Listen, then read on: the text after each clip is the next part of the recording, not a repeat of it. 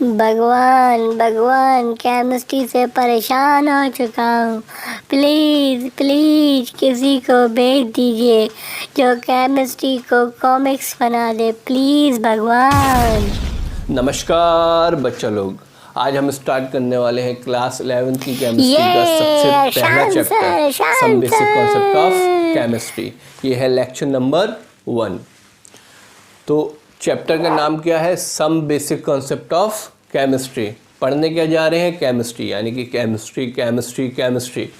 तो सबसे पहले बात कर लेते हैं डेफिनेशन क्या होती है केमिस्ट्री की, यानी कि व्हाट इज़ द परिभाषा ऑफ केमिस्ट्री। लिखिए chemistry is the branch of science that studies properties, interaction, composition and structure of matter. अब डेफिनेशन में एक न्यू टर्म आपको देखने को मिल रहा है, वो है क्या है? Matter. What is the definition of matter? तो मैटर क्या होता है? कोई भी चीज़ जिसमें मास हो और जगह घेरे उसको हम बोलते हैं मैटर। मैटर की डेफिनेशन लिखिए।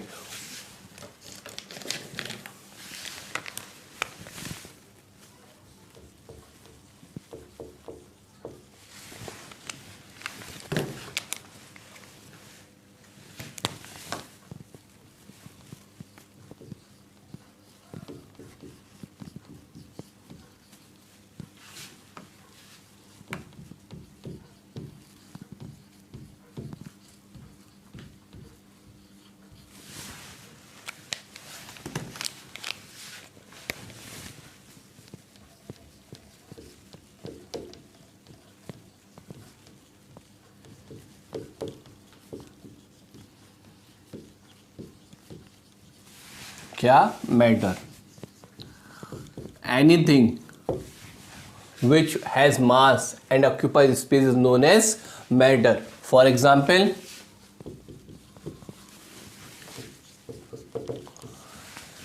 जिस चेयर पर आप बैठे हैं वो चेयर क्या है? मैटर है। जिस नोटबुक पर आप लिख रहे हैं वो नोटबुक क्या है? मैटर है। जिस पेन से लिख रहे हैं वो भी मैटर है। जिस नोटबुक पे, जो नोटबुक जिस टेबल पे रखी है वो टेबल भी मैटर है। एक्चुअली आप अपनी चारों तरफ देखेंगे तो क्या है? चारों तरफ आपको मैटर ही नज़र आएगा, ठीक है। जिसमें भी मास हो और जो जगह घेरे वो क्या होता है? मैटर होता है। अशांसर क्या मैं भी मैटर हूँ? गोलू पूछ रहे हैं क्या वो भी मैटर है? ऑब्वियसली गोलू भी मैटर है। क्यों? गोलू में मास भी है और गोलू जगह भी घेरते हैं, दैट्स वाई गोलू क्या है? मैटर है। चलिए नेक्स्ट टॉपिक की तरफ मूव करते हैं। And what is it? It is classification of matter. Classification of matter देखते हैं। Matter,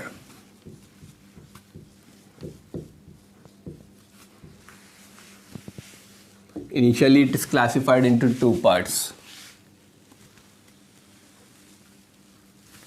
First is physical classification and second is chemical.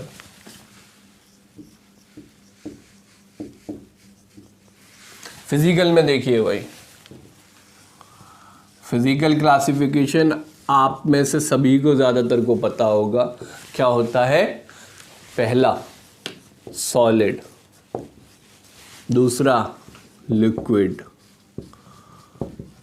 And third one is gas. Obviously solid, liquid, gas, इनकी थोड़ी सी properties के बारे में बात करते हैं। सॉलिड क्या रहता है? Definite shape and definite volume. इसका शेप और वॉल्यूम फिक्स होता है, चेंज नहीं हो सकता, डेफिनेट है ये। और क्या है? पार्टिकल्स जो होते हैं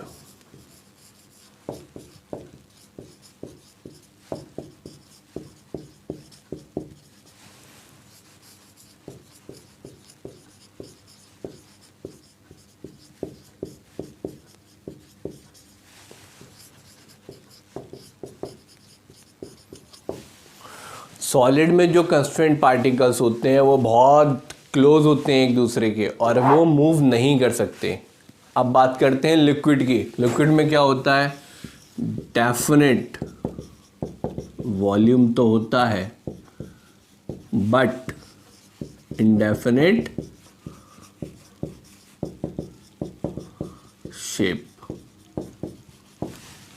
डेफिनेट वॉल्यूम और इंडेफिनिट शेप का मतलब देखिए क्या है। फॉर एग्जाम्पल ये मेरा बोतल है, ये बोतल देख रहे हैं, इसमें जो वॉल्यूम है, जो पानी का वॉल्यूम है वो यही रहेगा, लेकिन शेप बदल जाएगा अगर मैं इसे किसी और वेसल में या किसी और बोतल में पलटता हूँ। देखिए फॉर एग्जांपल ये मैंने ओपन किया और ये मैंने दूसरी बोतल में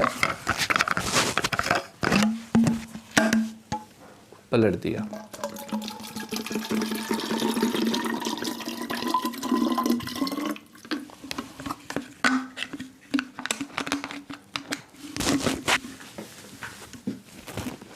अब क्या हुआ, उस पानी ने इसका क्या ले लिया, शेप ले लिया, लेकिन वॉल्यूम सेम ही है, अभी भी 250 मिलीलीटर ही है।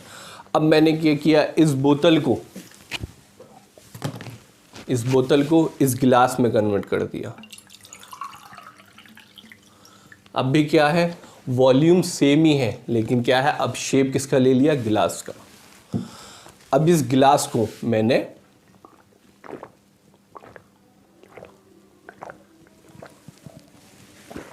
पी लिया। अब किसका शेप ले लिया, मेरे पेट का, लेकिन वॉल्यूम क्या है, वही वॉल्यूम सेम रहा क्या, नहीं, वो तो अब पता चलेगा सुबह। ठीक है।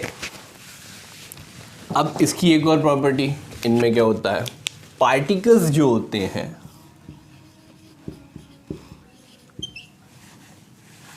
इसमें particles in liquid are close होते हैं, बट इतने नहीं होते कि वो मूव नहीं कर सकें, बट दे कैन मूव, वो मूव कर सकते हैं। अब बात कर लेते हैं गैस की।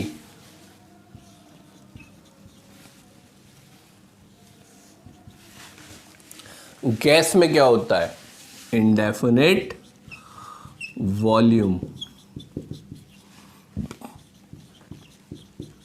And indefinite shape.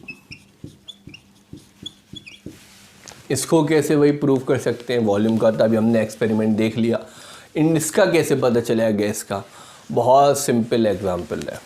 आप क्या करो, आपके घर पे एलपीजी सिलेंडर होता है, वो सिलेंडर का एक शेप है, सिलिंड्रिकल शेप, उसको आप ओपन करो, अपने रूम की सारी खिड़कियां बंद कर दो और उसको आप रेगुलेटर को ऑन कर दो। गैस स्टोव से आप उसको हटा दिए और ऑन कर दिए रेगुलेटर। अब क्या होगा, वो जो वॉल्यूम होगा गैस का, वो पूरे का पूरे रूम का वॉल्यूम ले लेगा। शेप क्या होगा, पूरे के पूरे रूम का ले लेगा, यानी कि दोनों ही चेंज हो गए। अब क्या करिए, आप एक माचिस लिए और तीली जला दिए।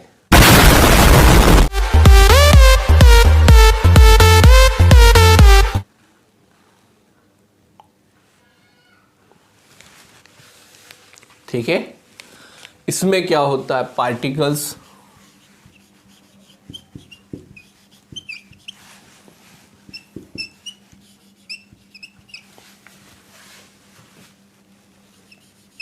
बहुत दूर होते हैं, are far apart, and they can move freely and easily.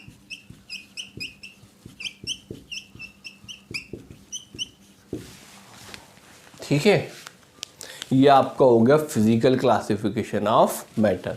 अब बात करते हैं केमिकल की। देखिए भाई, ऐसा करिए, पहले आप, अगर आपको चमका हो तो इसको छाप लिए, छापने के बाद हम बात करेंगे कि केमिकल क्लासिफिकेशन ऑफ मैटर क्या होता है। ठीक है, केमिकली जो क्लासिफिकेशन है, it is divided into two parts. First is what, mixture, and second is what, pure substance।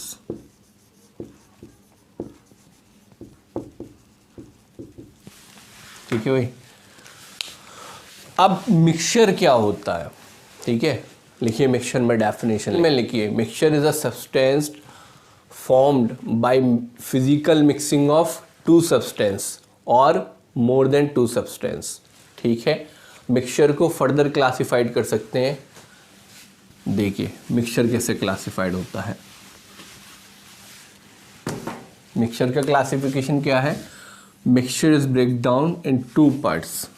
First is homogeneous mixture and second is heterogeneous mixture।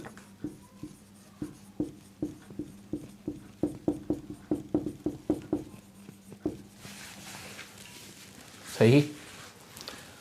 अब mixture का homogeneous mixture क्या होता है? देखिए, the mixture in which composition is uniform throughout the mixture, is uniform throughout the mixture। Composition uniform होने का मतलब क्या है?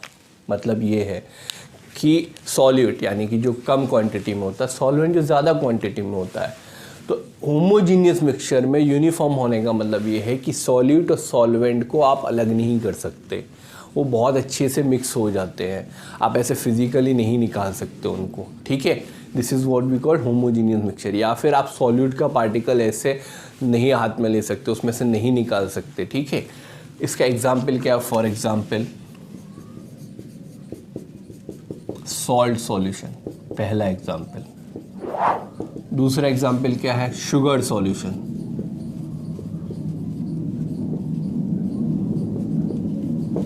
नमक का पानी और चीनी का पानी, नमक को पानी में घोलेंगे तो नमक पूरी तरीके से यूनिफॉर्मली उस पानी में घुल जाता है, डिज़ोल्व हो जाता है। आप नमक का पार्टिकल अलग से नहीं निकाल सकते, इसी को बोलते हैं होमोजीनियस मिक्सचर।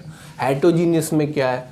जिसमें क्या होगा? हेटेरोजीनियस मिक्सचर में लिख लिया, the mixture in which composition is not uniform through out the mixture. ठीक है, the mixture in which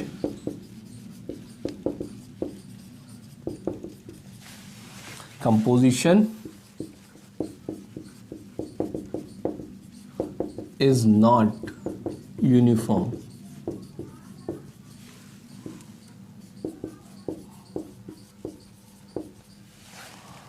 throughout the mixture।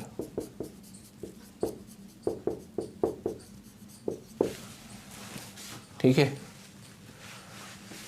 For example salt, या अपने घर में दालें होती हैं, दो दालें मिला दो, चने की दाल और मसूर की दाल मिला दो। ठीक है, उड़द दाल मिला दो, ये जो बनेगा वो भी क्या होगा? Heterogeneous mixture. मिक्सचर ऑफ दालों को बोलते हैं पल्सेस, मिक्सचर ऑफ पल्सेस।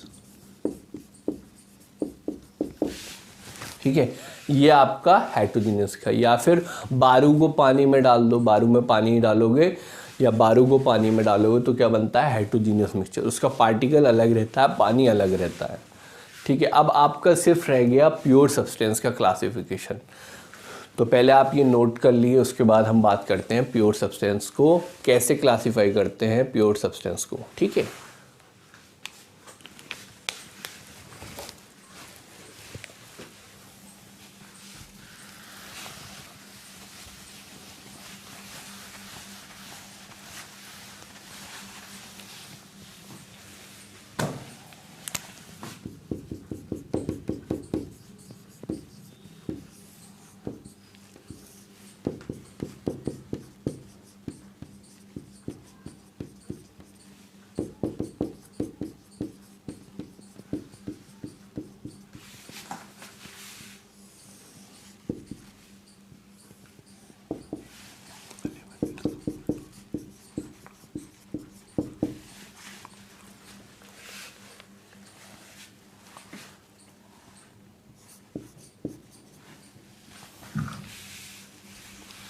चलिए भाई अब देख लेते हैं प्योर सब्सटेंस का क्लासिफिकेशन। प्योर सब्सटेंस भी क्लासीफाई होता है दो में। प्योर सब्सटेंस में दो में टूटता है। पहला क्या है? वही एलिमेंट। सेकंड क्या होता है आपका कंपाउंड। एलिमेंट क्या होता है?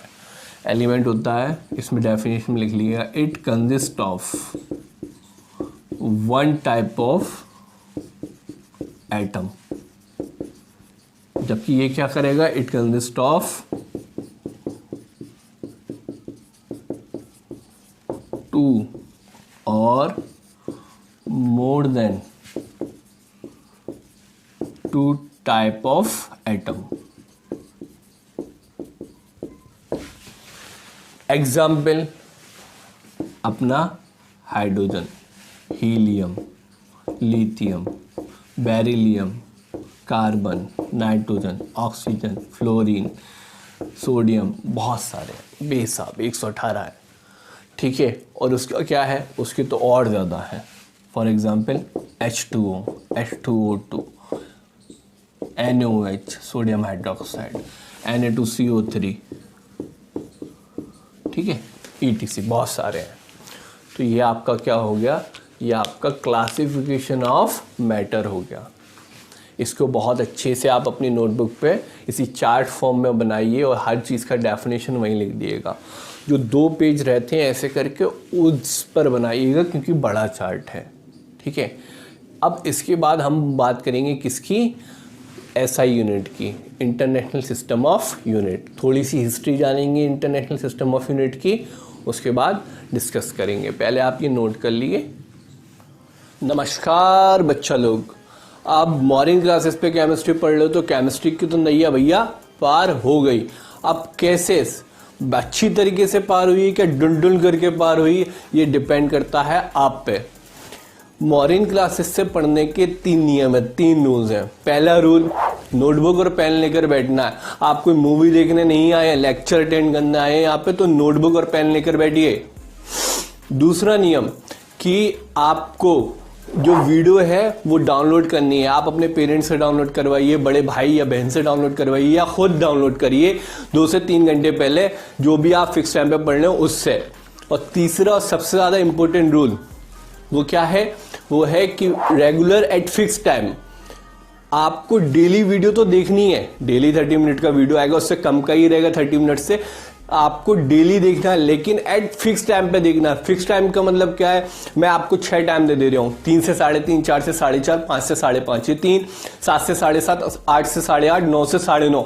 इन 6 टाइम में से कोई भी एक टाइम आप चूज कर लिए, लेकिन जो टाइम आज चूज कर रहे हैं वो बोर्ड तक, या फिर जो भी आपका एम है, जब तक यही टाइम रहेगा उसको चेंज नहीं कर सकते आप। जैसे आज आपने 6 से 6:30 का चूज कर लिया, तो जब तक बोर्ड नहीं हो जाएगा आपको डेली 6 से 6:30 पढ़ना होगा। ईद हो, दिवाली हो, होली हो, क्रिसमस हो, डजेंट मैटर। अगर मैं पढ़ा रहा हूं आपको पढ़ना होगा। हॉलीडे होगी तो मैं दूंगा, टेस्ट होगा मैं लूंगा। आप अपनी तरफ से कोई भी डिसीजन नहीं लेंगे, छुट्टी नहीं कर सकते हैं, ठीक है। अगर आपने ये कर डाला तो आपका लाइफ जिंगा लाला। बोर्ड क्या है, नीट क्या है, मेन क्या है, एडवांस क्या है, सब एकदम मस्के की तरह निकल जाएगा, ठीक है। चलिए आप बच्चा लोग, अब आगे लेक्चर आप देख लिए। नमस्कार। चलिए भाई, अब बात कर लेते हैं SI यूनिट या इंटरनेशनल सिस्टम ऑफ यूनिट। पढ़ने से पहले, स्टार्ट करने से पहले टॉपिक थोड़ी सी बातें जान लेते हैं कि इंटरनेशनल सिस्टम ऑफ यूनिट की ज़रूरत ही क्यों पड़ी। तो देखिए, आज के टाइम पे अगर आप कुछ भी लेने जाएंगे, आलू, टमाटर, बैगन, चीनी, चावल, जो भी लेने जाएंगे, तो वहाँ पे होता है तराजू, बैलेंस। उसके एक साइड पे वो एक वॉट बाट रखेगा जिसको वेट बोलते हैं, और दूसरी साइड में आपका जो भी चीज़ होगी उसको तोल कर, वज़न कर वो आपको दे देगा, ठीक है। इसी तरीके से होता है। लेकिन आप बात करिए जब ये सारा वेट इन्वेंट ही नहीं हुआ था, यानी कि ये चीज़ें हुई नहीं थी, तब क्या करते होंगे लोग, यानी कि 1875 में शायद आपका ये जो वेट है ये कंफर्म किए गए हैं, इन्वेंट किए गए हैं, इनको रेफरेंस दिए गए हैं। उससे पहले की मैं बात कर रहा हूँ, तब क्या होता होगा, मेजरली क्या प्रॉब्लम रहती होगी कि एक शहर में या एक ठेले वाला है, जैसे फॉर एग्ज़ाम्पल, उससे आपने आलू लिए, उसने अपने हिसाब से कोई वज़न बना रखा है, कोई भी टुकड़े को उसने आधा किलो 1 किलो मान रखा है, उससे उसने आपको तोल के दे दिया। आप जब दूसरे ठेले पे जाएंगे तो वो वेट बदल जाएगा, बदल जाएगा ना, क्योंकि वही वो तो उसके हिसाब से वेट 1 किलो है, दूसरे ठेले वाला क्यों माने वो 1 किलो है, पहली बात। अब मान लिए चलिए एक शहर का आपने पूरा 1 कर दिया, तो एक ठेले वाला मान लिया दूसरे ठेले में, यानी कि पूरे शहर के ठेले वाले का सेम है, लेकिन अब आप एक सिटी से दूसरे सिटी में जाएंगे तब भी वो वेट में चेंजेस आ जाएंगे।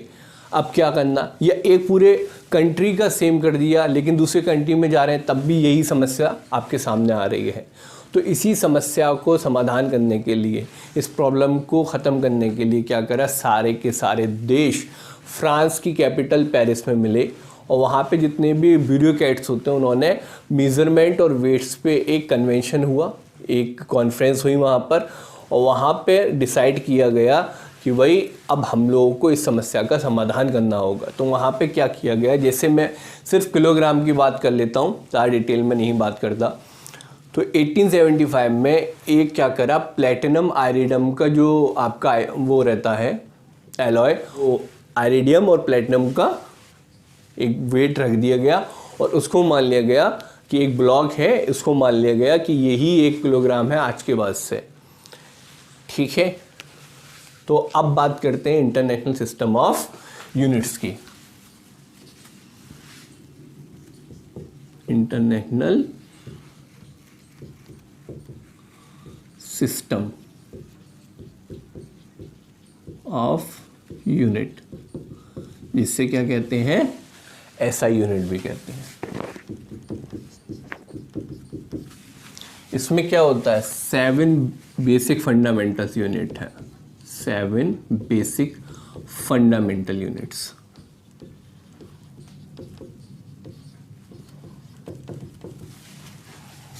देखिए भाई, ये है फिजिकल क्वांटिटी, आपकी टेबल बनवा रहा हूं मैं। ठीक है, ये उस क्वांटिटी का नेम है, क्वांटिटी का सिंबल है, क्वांटिटी सिंबल है।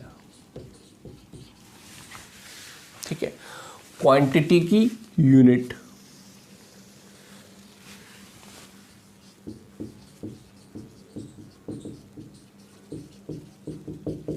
एंड यूनिट का सिंबल। अब देखिए हुए फिजिकल क्वांटिटी, पहला क्या ले लें, लेंथ ले लिया। लेंथ का जो सिंबल होता है वो होता है एल, कैपिटल एल। क्वांटिटी यानी कि लेंथ को, डिस्टेंस को हम किस में मेजर करते हैं, मीटर में।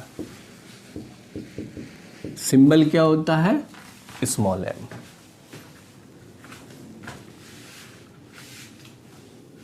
दूसरी यूनिट फिजिकल क्वांटिटी का दूसरा वे क्या है, फिजिकल क्वांटिटी सेकंड क्या होती है, आपकी मास। मास को किससे रिप्रेजेंट करते हैं, एम से। मीजर किस में किया जाता है, अभी बताया था किलोग्राम में। सिंबल क्या होता है, केजी। ठीक है, तीसरा देख लिए, time, symbol T, unit second, unit का सिंबल एस। फोर्थ पॉइंट, चलिए भाई फोर्थ देख लिए, क्या होता है आपका इलेक्ट्रिक करंट।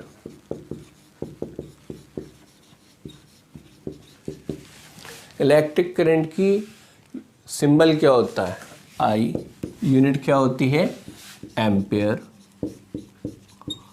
और इसको रिप्रेजेंट किससे करते हैं, कैपिटल ए से। फिफ्थ वाला, थर्मोडायनेमिक टेम्परेचर।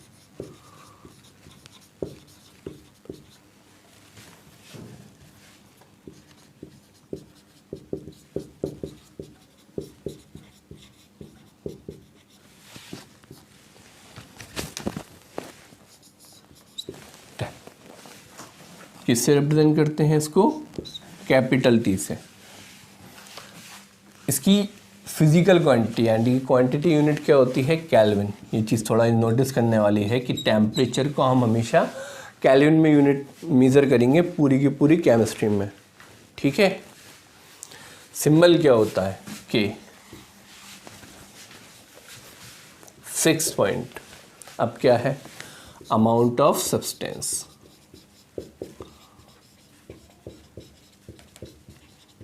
इसको किस में सिंबल क्या है इसका, एन, यानी कि एन में अमाउंट ऑफ सब्सटेंस होगा।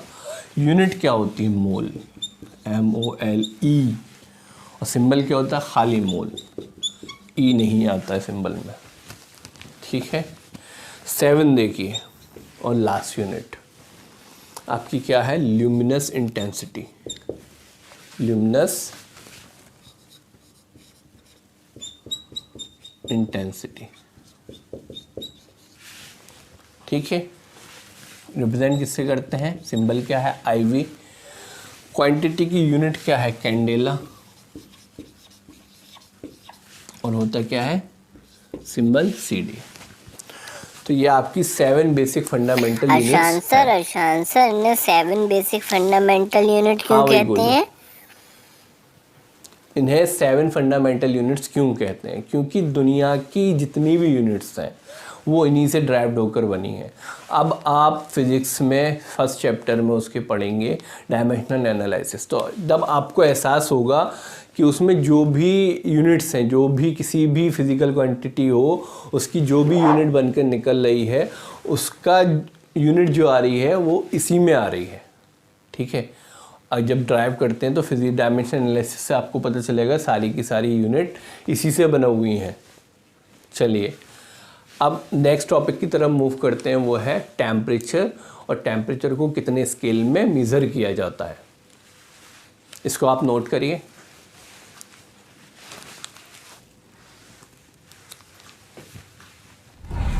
नोट कर लिया बेटा, ड्रैगन इसको क्लीन कर दो।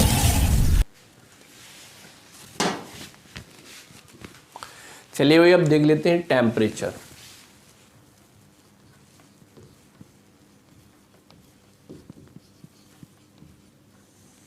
टेम्परेचर को 3 स्केल में मेज़र करते हैं। पहला Celsius, second kelvin, and in the last third Fahrenheit.